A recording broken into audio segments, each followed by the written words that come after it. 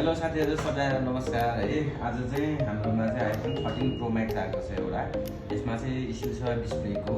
Display चाहिँ blank भन्नुभएको थियो कस्टमरले, तर ब्ल्याङ्क कम्प्लिट छैन। एकचोटि देखाउँदा भाइ यसमा प्रब्लम के छ भन्दाखेरिमा यो मैले अन गरिसकेको छु, मैले चार्जमा जोडेँ है। यसमा चाहिँ प्रब्लम यो ब्लिङ्क गर्छ, यस्तो खालको ब्लिङ्क गर्छ है। चाहिँ हामी यसलाई रिपेयर गरेको हेरौँ है।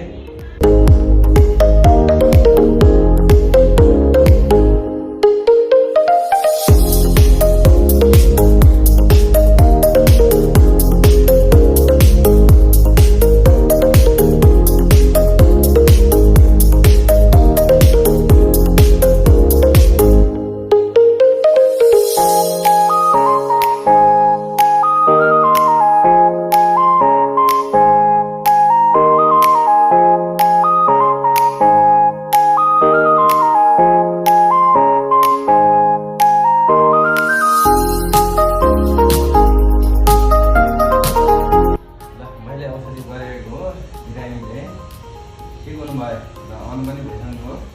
अब हेर्नु